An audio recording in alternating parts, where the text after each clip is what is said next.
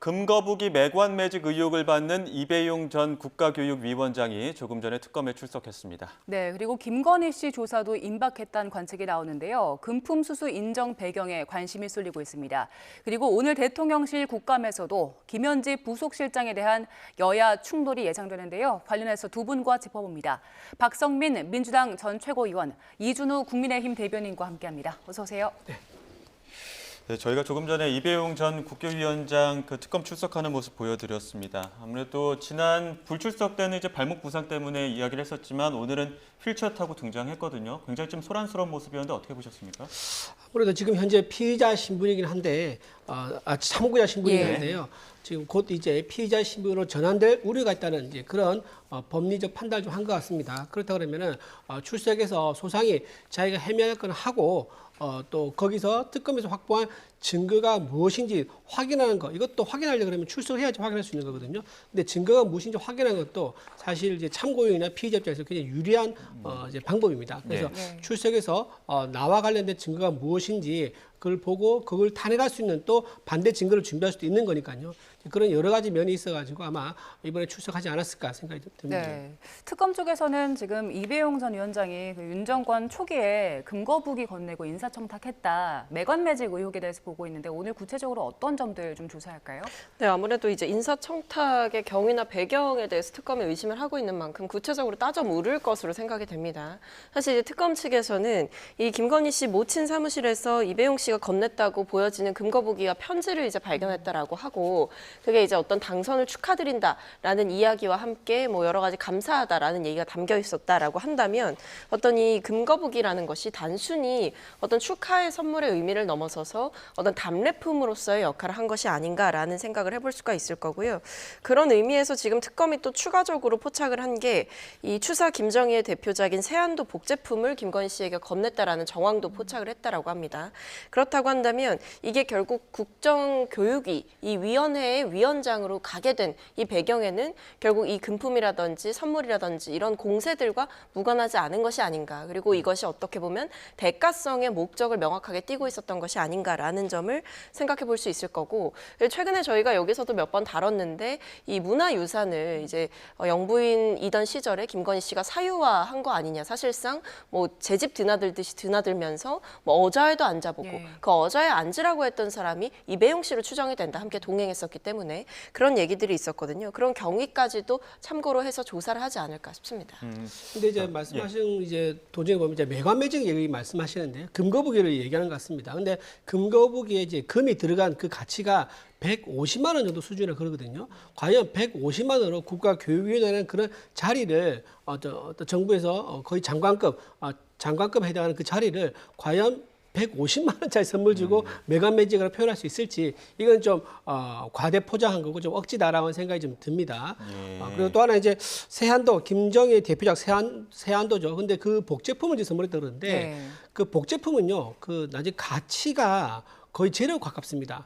물론 복제품도 어떤 복제품에 따라 다르긴 한데 진품이 아닌 복제품인 경우는 나중에 뇌물로 건네졌더라도 그 뇌물로 인정이 안 된 경우가 왕왕 많이 있습니다. 그런 선례가 있기 때문에 이 세안도 복제품이 건너갔다는 것은 뭐 어떤 뭐 마음을 이제 표현하고 싶은 거겠지만은, 그렇다고 해서 내가 정말 부담이 되는 그런 금품을 주기는 어려웠었다라는 그런 오히려 거꾸로 추정해 볼 수 있는 또 그런 판단 근거가 될 수 있는 거거든요. 그래서 복제품의 가치는 재판을 좀 지켜봐야겠지만 큰 의미가 있지는 않을 것이다 그래 봅니다. 건네진 어떤 물품에 대한 가치를 봤을 때는 청탁으로 볼 수도 없다, 뭐 이런 부분들에 대한 의견을 제시해 주셨는데 오늘 그 참고인 신분으로 지금 조사를 받겠지만 피의자로 전환될 가능성에 대해서는 어떻게 바라보십니까? 가능성이 높지 않겠습니까? 그러니까 이게 결국에는 이제 본인이 뭐 고위직 인사청탁에 직접적으로 연루된 인물이자 당사자로 지목이 되고 있는 상황이고, 뭐 아무래도 이제 이배용 씨를 이제 연결고리로 해서 또다시 윤 전 대통령 부부를 겨냥한 수사가 계속 이어지지 않을까 싶습니다. 그런 조사가 이배용 씨의 어떤 진술이라든지 아니면 이배용 씨가 나가서 얘기하는 내용들을 바탕으로 해서 이 윤 전 대통령 대통령 부부에 대해서 얘기를 할 수 있을 것 같고요. 이게 단순히 어떤 이 국가교육위원회 위원장으로 앉히는 과정이나 경위가 석연치 않았던 것도 있었고, 근데 그 과정에서 어떤 이 금거부계를 건넸다라는 사실이 드러나니 이것이 결국 청탁, 인사청탁의 목적으로 건네진 거였다라는 게 드러난 상황이고, 사실 이배용 씨 같은 경우에는 이제 과거의 역사교과서 논란이라든지 예. 박근혜 정부에서 있었던 논란의 이 핵심적인 인물이기도 했고, 사실은 윤 전 대통령과 뭐 사법시험 동기다 이러면서 뭐 이해충돌 의혹도 있고 이런 여러 가지 의혹들이 있었거든요. 그렇기 때문에 뭐 당시 이제 좀 뭐 서희건설 회장이라든지 함께 논란이 됐었던 이 국가조찬기도회에 사실은 임원직 같은 것을 수행하기도 했던 인물이고, 그래서 이게 여러 면에서 단순히 어떤 능력을 보고 이 사람을 인사를 이제 결정을 했다라고 보기는 어려운 대목들이 굉장히 많았다라는 배경 역시도 함께 전해드리겠습니다. 예, 이배용 전 위원장의 조사가 이제 잠시 뒤 10시부터 시작이 될 텐데 관련해서 소식이 들어오면 저희가 함께 전해드리겠습니다. 자, 저희는 주제를 좀 바꿔서 김건희 씨 이야기를 해볼 텐데요. 김건희 씨가 통일교로부터 샤넬 가방을 받은 사실을 처음으로 공개 시인했습니다. 그리고 6천만 원대 고가의 그라프 목걸이를 받은 사실은 일단 부인을 했는데요. 그동안 금품 수수 혐의에 대해서 전면 부인을 해왔는데 갑자기 진술을 바꾼 이유에 대해서 여야가 분석을 이렇게 했습니다. 목소리 듣고 오시죠. 그 백화점 직원들이 나와서 증언하려고 했잖아요. 근데 그때 보면 아니 뭐 비서관이 오셔갖고 그 핸드폰으로 다 찍어가면서 통화도 했는데 목소리가 김건희 여사 같더라. 뭐 이런 얘기들 다 하니까 이게 나오면 빼도 박도 못 하니까 그러니까 아이 증인들 나올 필요 없습니다. 우리 시인할게요. 라고 해서 그 두 개는 시인한 거고 그라프 목걸이를 왜 시인하느냐. 제가 보기에는 그거는 건진법사한테 떠넘길 수가 있어요.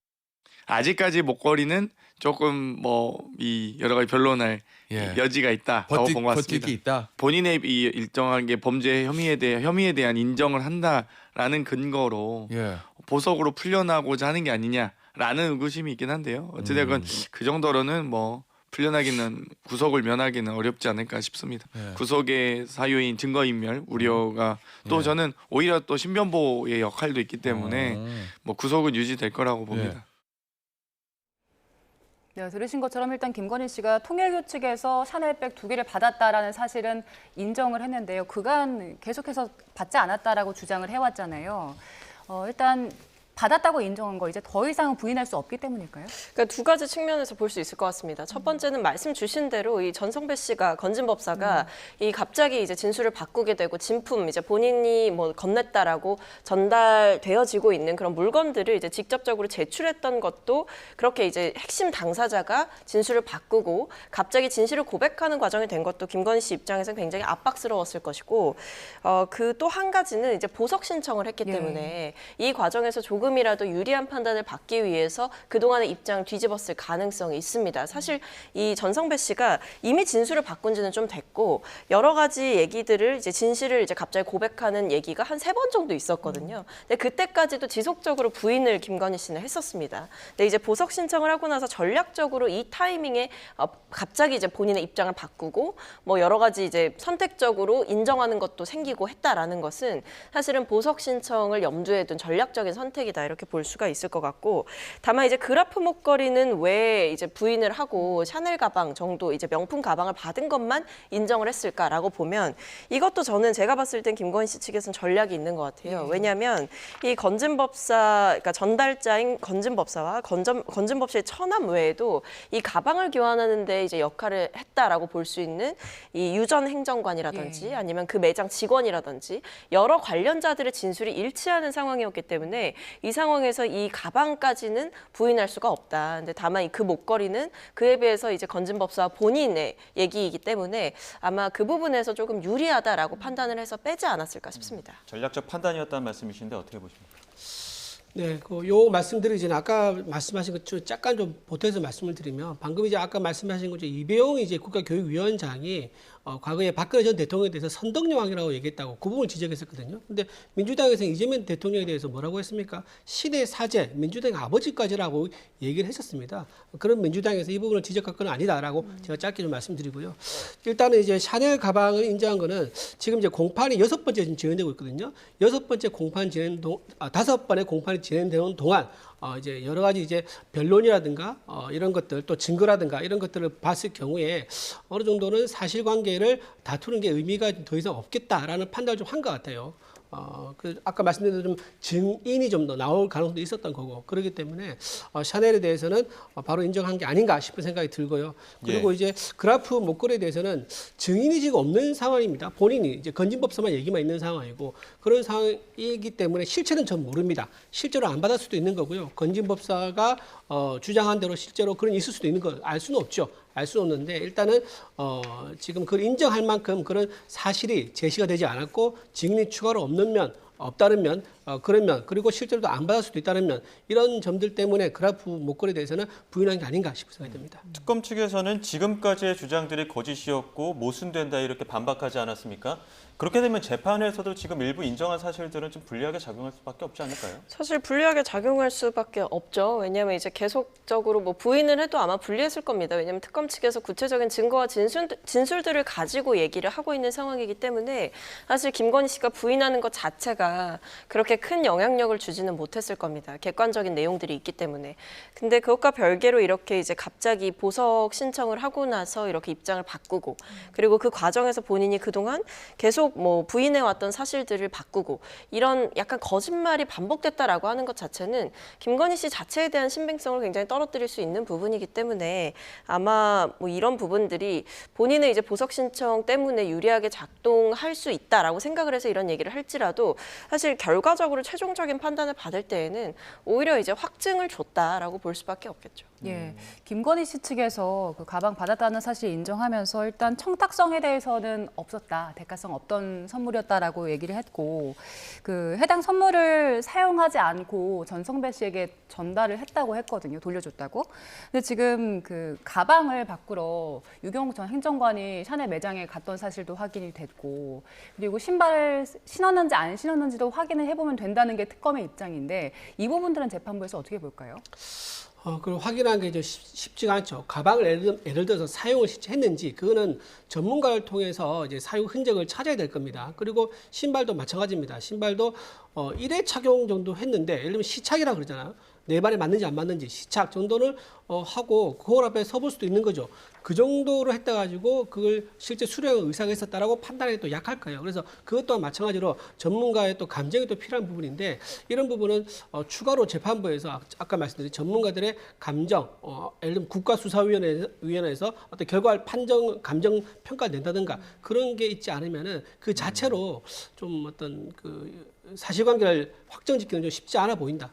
예, 그 보석 신문 앞두고 있기 때문에 이 부분을 좀 염두에 둔 전략적 선택 아니냐 이런 이야기도 있거든요. 보석 신문은 좀 어떤 영향이 있을까요? 보석 신문을 할 때 이제 보석이 이제 허가가 안 되는 경우가 아까 잠깐 얘기한 것처럼 이제 계속 부인을 한다든가 사실과 증거가 나왔음에도 계속 부인할 경우 이런 경우에 해당할 수 있습니다. 그런데 지금 이제 아까 보니까 김건희 여사 그 변호인 측에서 비례성 원칙을 말씀하셨는데 예. 그거 굉장히 중요한 얘기입니다. 왜냐하면은 지난번 조국 사태 같은 경우에 예를 들어 보겠습니다. 그때 조국 전 이제 장관 같은 경우는 1심, 2심, 3심 하는 동안 전부 다 증거와 증인이 나왔음에도 단 한 번도 인정한 적이 없습니다. 마지막 대법원에서 확정 판결되고 나서 그것도 며칠 뒤에 구속 수감이 됐습니다.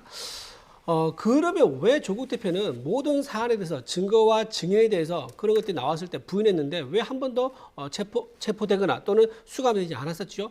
그 형평성에 맞춰보면 김건희 여사는 보석 신청한다 했을 때 내가 그 사실을 인정하지 않는다 해가지고 보석이 기각된다, 보석 허락하지 아니한다라고 하면 김건희 여사 입장에서 보면은 굉장히 불공정하죠. 조국 대표는 인정 안 했는데도 한 번도 구속된 적이 없고 나는 내가 인정 안 한다고 했는데 나는 그 이후로 보석이 허가되지 아니한다. 이렇게 되면 굉장히 법이 유권, 그러니까 권력 있는 사람한테는 무죄고 권력이 없는 사람한테는 없는 사람한테 유죄가 되는 이런 법치주의에 어긋나는 상황이 생기기 때문에 예. 그런 부분에 대해서는 굉장히 김건희 여사 측에서 항변을 할 수 있는 충분한 상황이 된다고 생각합니다.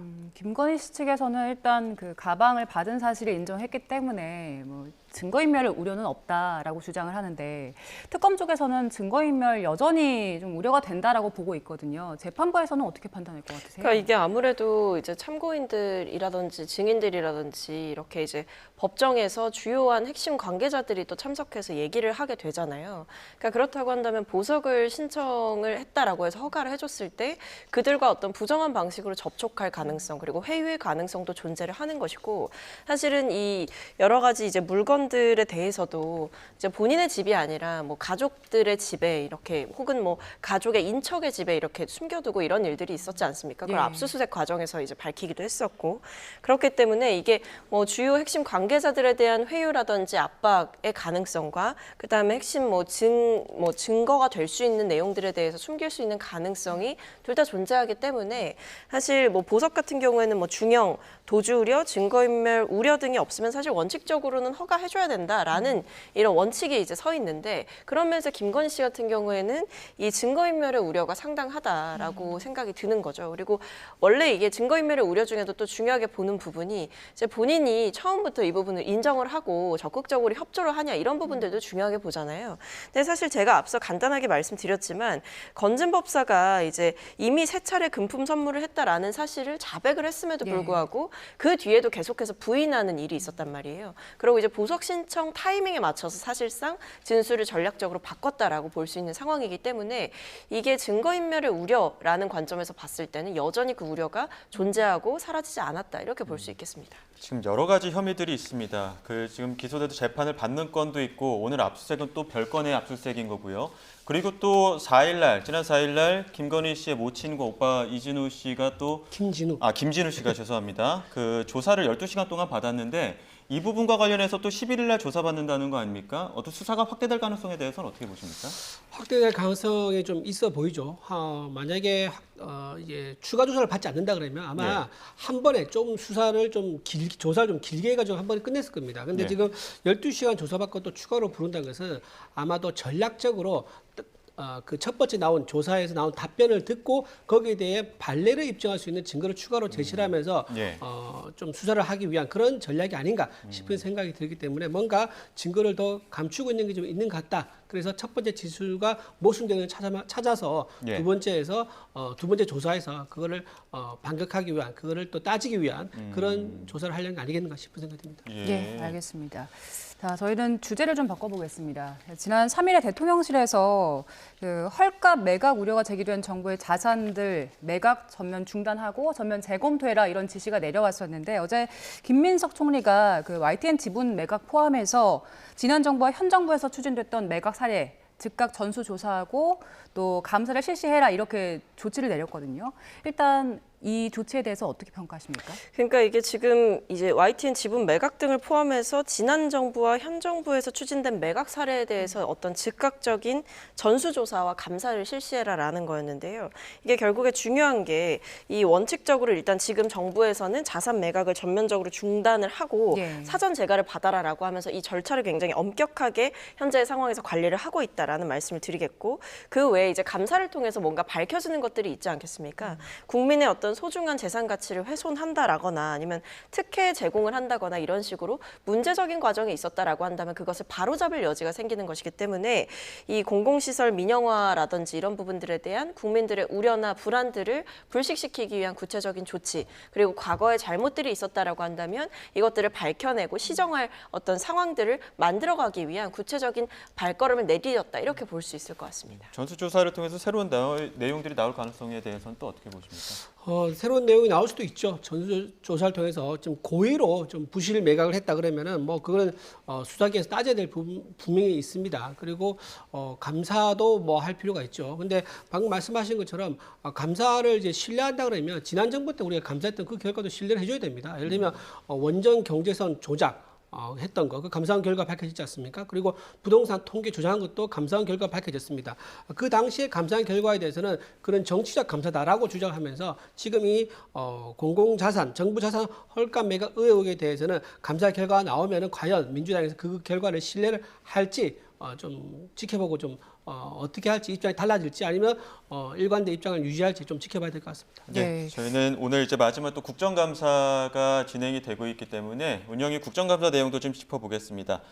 10시부터 시작이어서 아마 현장에서 그림이 들어오면 지금 운영위원장 김병기 의원의 지금 인사말이 있습니다. 전체적으로 오늘 대통령실에 대한 운영위의 국정감사가 진행될 예정이고요. 김병기 위원장의 이야기가 있었습니다. 현장에 굉장히 많은 사람들이 있는데 아무래도 오늘 핵심적으로 가장 많이 나올 이야기는 김현지 부속실장에 대한 이야기가 가장 많이 나오겠죠? 네, 그렇습니다. 근데 여기에 대해서 사실 국민의힘은 저는 더 이상 할 말은 없다라고 생각을 하는데요. 사실 민주당에서 오전 시간에 이제 김현지 실장을 출석시켜서 얘기를 듣자라고 얘기를 했음에도 불구하고 오전만으로는 되지 않는다. 네. 종일 있어야 된다라고 얘기를 하면서 이게 사실상 협상이 결렬되는 일이 있었습니다. 예. 그렇게 김현지 실장을 불러서 묻고 싶은 게 많다라고 한다면 오전에라도 출석을 시키겠다라고 어떻게든지 그 자리에 나오게 하겠다라고 했던 이 민주당의 제안을 그런 식으로 거절할 이유는 저는 없었다라고 생각을 하고요. 사실상 종일 있지 않으면 부르는 게 의미가 없다라고 하는 것은 애초에 국민의힘은 부를 생각이 없었다. 일부러 고의적으로 이런 사태를 만들고 결과적으로 우리는 부르려고 했지만 나오라고 했지만 김현지 실장이 나오지 않았다라는 식의 정치적인 프레임을 만들려는 그런 구도를 만들려는 의도가 명확하다 이렇게 보입니다. 예, 예. 지금 말씀하신 대로 그 애초에 국민의힘에서는 김현지 실장 부를 생각이 없었다. 그런 주장을 지금 하고 있거든요. 민주당의 주장대로 오전에만 출석하는 거로는 좀 부족합니까? 당연하죠. 지금 물어볼 게 너무 많고 지금 언론에 보도된 의혹만 해도 지금 수십 가지 되기 때문에 당연히 오전만으로는 부족합니다. 그리고 국정감사라는 게 지금 10시 10분 아닙니까? 예. 10시에 시작되거든요. 그러면 기관 선서를 하고요. 증인 또 선서를 합니다. 그리고 또 기관 기본 보고가 있습니다. 그걸 다 듣고 들어주지 않습니까? 그러면 한 11시쯤 됩니다. 그러고 나서 질문 들어가면요. 질문이 야당만 하는 게 아닙니다. 여야 왔다 갔다 하면서 하거든요. 그러면 1시간 동안 할 수 있는 사람이 고작 5, 6명이에요. 그러면 순서에 따라서 어떻게 될지 모르겠지만 또 야당 같은 경우는 2명밖에 질문을 못 할 수가 있는 거예요. 그게 오전이에요.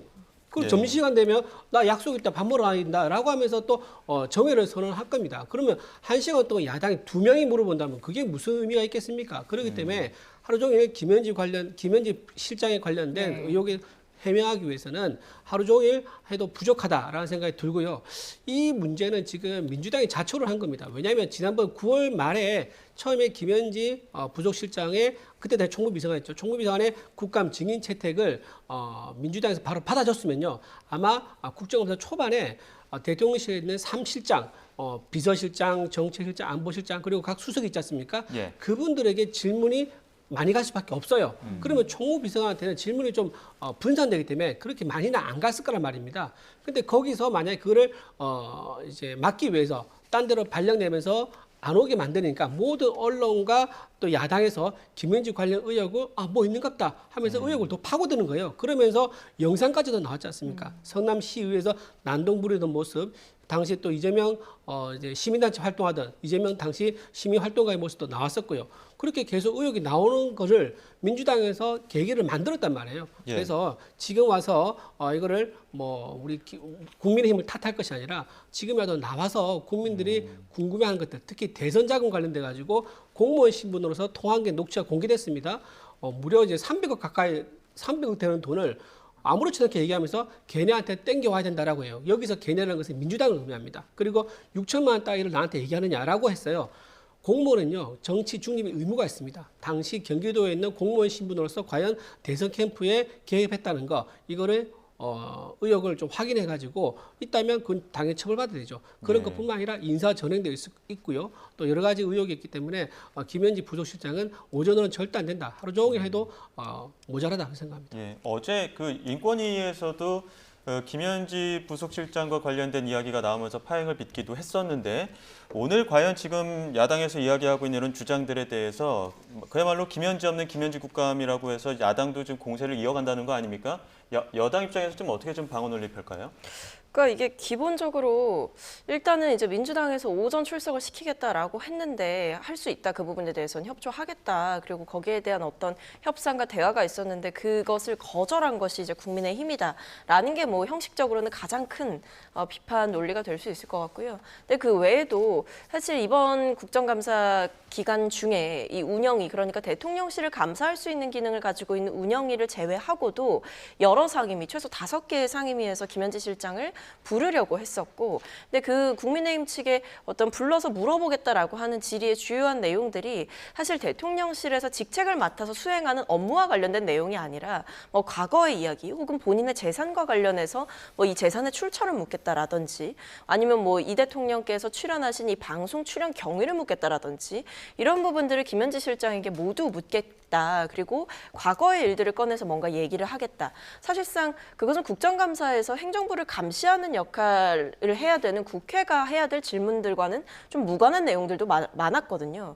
그러니까 그렇기 때문에 이 국민의힘에서 사실상 불러서 어떤 구체적인 핵심적인 문제가 있어서 부르는 게 아니라 오로지 김현지 실장을 매개로 해서 이재명 대통령을 흠집내기 위한 혹은 이재명 정부를 공격하기 위한 어떤 의도가 굉장히 깔려 있었던 그런 공세였다. 이렇게 비판을 해볼 수가 있을 것 같습니다. 예, 그런데 지금 이제 여당의 움직임이 김현지 지키기라는 식으로 좀 비춰지면 앞으로 국정에도 좀 부담이 될 수 있을 텐데 야당 요구대로 하루 종일 나와서 국감에 임한다면 그게 의혹들이 좀 해소될 수 있는 기회가 될 수 있지 않을까요? 그러니까 뭐 지금 이런 얘기도 나옵니다. 김현지 실장이 이제 출석을 시키려고 했는데 뭐 배우자까지 불러라 이런 얘기도 있었다라고 해요. 이제 국민의힘 측에서. 그래서 배우자까지 출석해라라든지 이런 무리한 출석 범위를 요구를 한다던가 아니면 도저히 좀 합의하기가 어려운 그러니까 질의 시간을 좀 조율을 하고 뭐 점심 시간을 좀 늦추고 하면은 사실상 오전 중에 질의를 하면 핵심적인 내용들은 다 할 수가 있는 거거든요.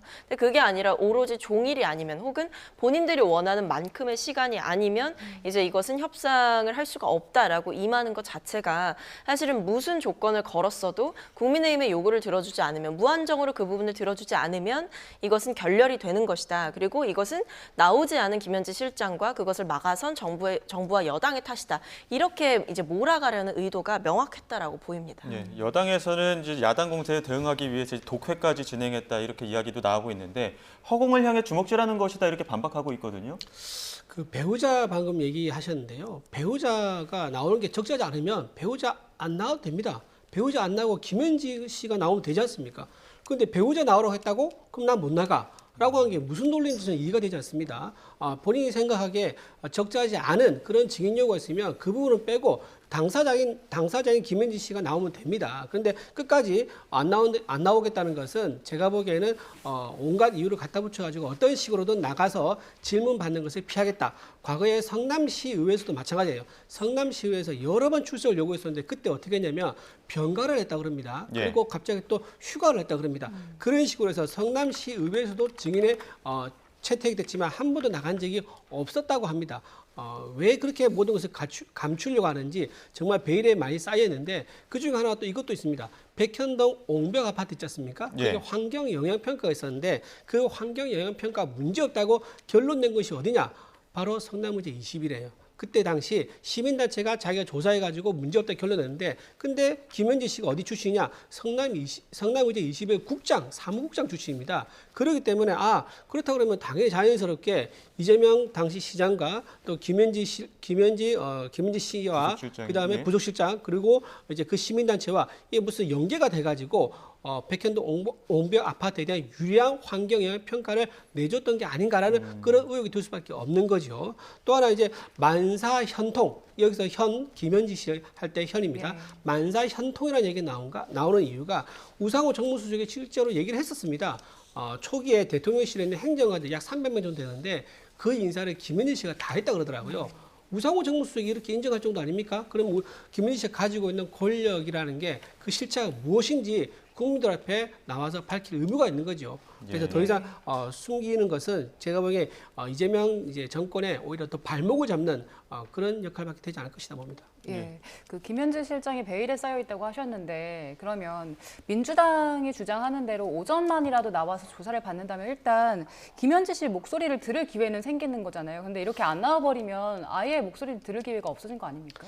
근데 목소리 듣는다고 해가지고 의혹이 해결된 건 아니지 않습니까? 답변을 들어야지 의혹이 해결되는 거지. 나와서 안녕하세요 김현지입니다 라고 얘기하고 그 여당에서는 의사진행 발언하면서 다 작전이 있거든요. 제가 국회 보좌관 한 20년 가까이 했는데 의사진행 발언하면서 시간 끌면요 오전 금방 지나갑니다. 야당에서 일부러 자극적인 말을 해가지고 야당한테 시비를 걸어서 싸우는 거죠. 그러면서 파행을 유도한다든가 의사진행 발언하면서 김현진 씨한테 질문 못하게 한다든가 예. 자, 이럴 수 있기 때문에 의미가 없는 거죠. 예, 지금 뭐 증인 선서를 비롯해서 그 모두의 발언들이 좀 진행이 되는 것 같고요. 잠시 후에는 말씀하신 것처럼 여야의 어떤 의사진행 발언이 있기 때문에 현장에서 의사 발언 진행이 되면 다시 한번 또 전해드리도록 하겠습니다.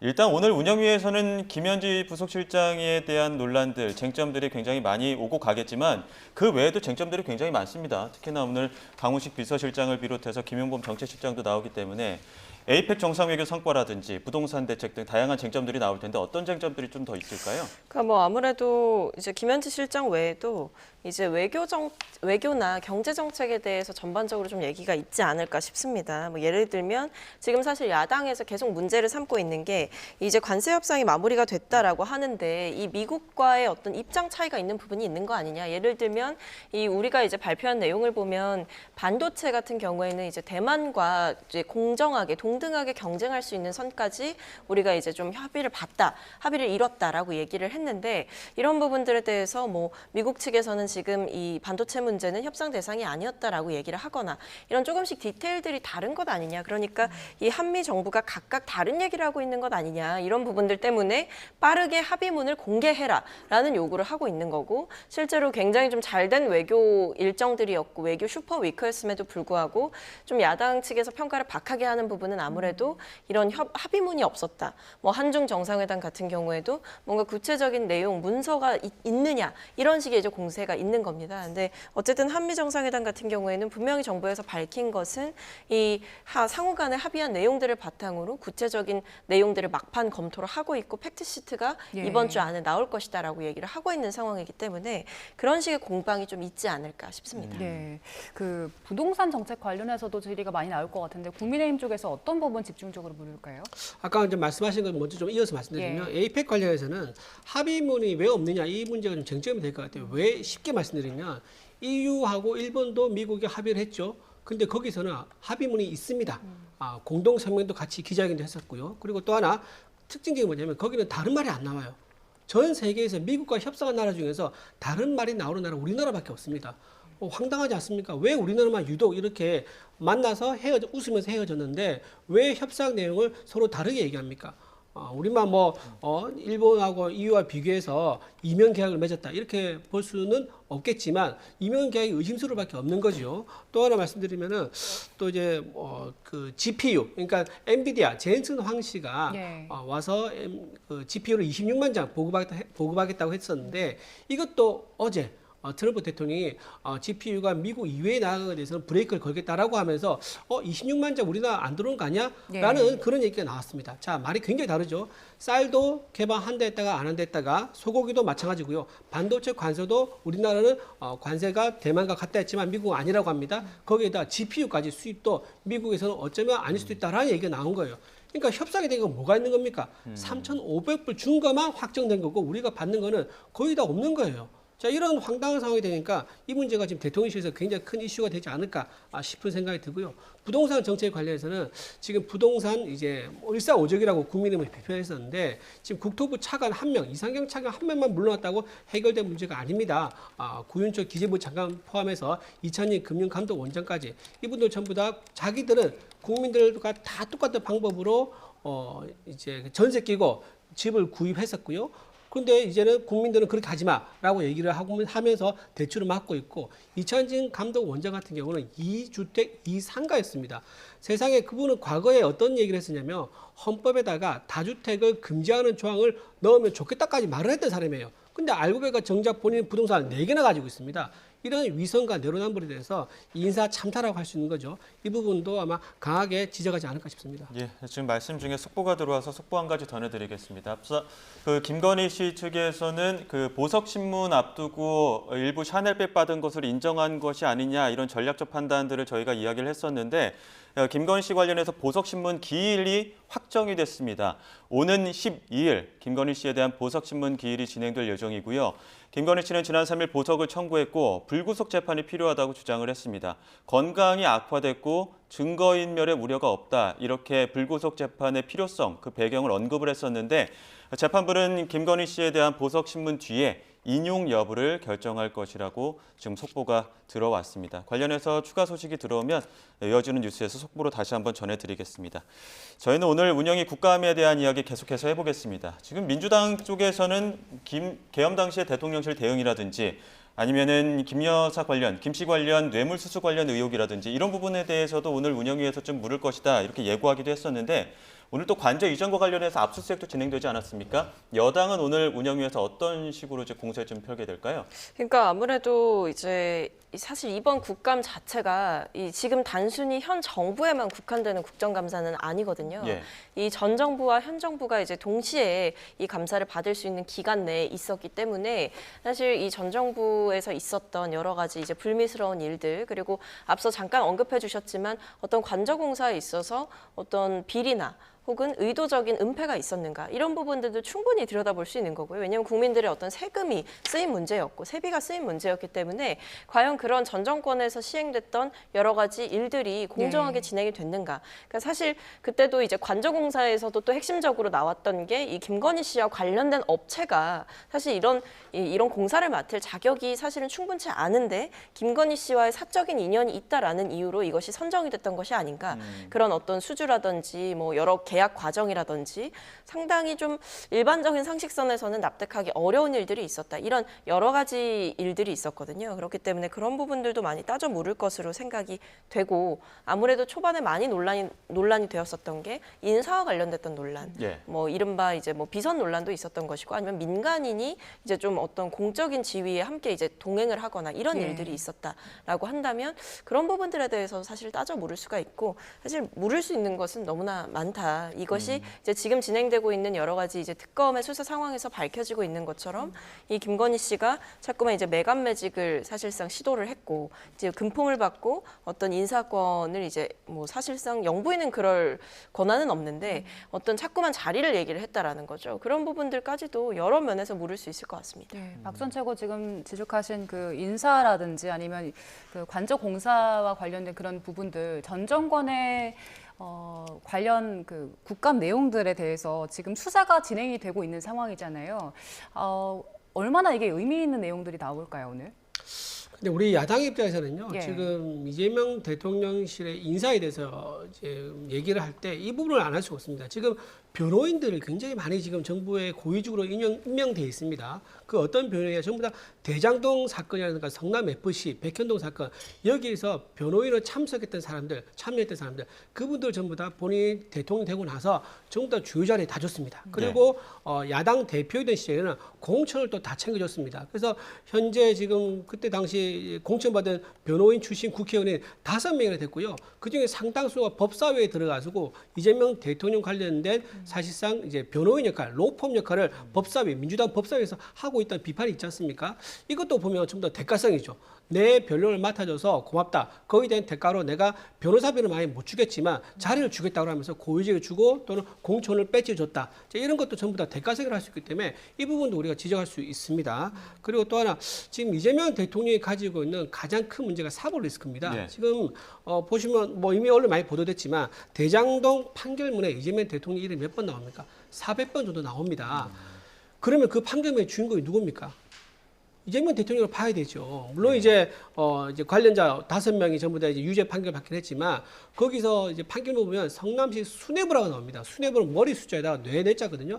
핵심 중에 핵심이란 얘기예요. 그 성남시 수뇌부가 사실상 연결되어 있는 구도라고 판결문이 나왔기 때문에 그 당시 성남시장이었던 이재명 대통령이 이 대장동 사건의 핵심 주인공이다라고 이미 판결문에 언급이 되어 있는 상황이고요. 또 하나 불법 대북 송금 사건 여기서는 이재명 대통령 이름이 104번 나옵니다. 자 이런 식으로 본인의 이름이 각종 판결문마다 다 이렇게 자주 여러 번 100여 차례 수백 차례 등장한다는 것은 무슨 의미겠습니까? 만약에 재판이 재개된다면 이거는 빼박이다. 무죄가 될 수 없는 유죄 가능성이 높은 상황이라는 것이 문제가 되기 때문에 대통령이 실현이 되고 이재명 대통령이 무죄라고 주장한다 그러면 당당하게 재판 받아라. 그 얘기를 아마 계속 주장을 좀 지적할 수 의원님 있습니다. 지금 현 정권에 대한 이야기 해주시는데 네네. 그 제가 질문드렸던 거는 전 정권 의혹들 있잖아요. 인사와 네. 관련된 부분들이라든지 아니면 관저 의혹 관련된 부분들 그런 부분과 관련해서 좀 유의미한 발언들 나올까요? 오늘 근데 지금 나와 있는 사람들이 현 정부 인사들이지 않습니까? 대도시 인사들이지 않습니까? 예. 그 사람들에게 지난 정부에 관련해서 우리 야당이 질문을 하겠습니까? 뭐 여당에서는 아마 할 수 있을 것 같아요. 예. 근데 야당에서는 그 질문을 하지 않을 거라 봅니다. 왜냐하면 사실상 특검부터 해서 정치성, 정치 보복 수사, 정치 보복 감사 이런 게 이제 많다는 게 국민의힘 시각이기 때문에요. 아마 우리 야당이 그 질문을 하지는 않을 것 같아 보입니다. 예, 대체로 오늘 그 운영위와 관련해서 국민의힘에서 과연 어떤 공세를 펼지 이준우 대변인께서 거의 예고편으로 다 이야기해 주신 것 네. 같은데 이어지는 운영위 관련된 내용들은 속보로 들어오면 다시 한번 전해드리겠습니다. 두 분 말씀 여기까지 듣도록 하겠습니다. 지금까지 박성민 민주당 전 최고위원, 이준우 국민의힘 대변인 두 분과 함께했습니다. 고맙습니다. 고맙습니다.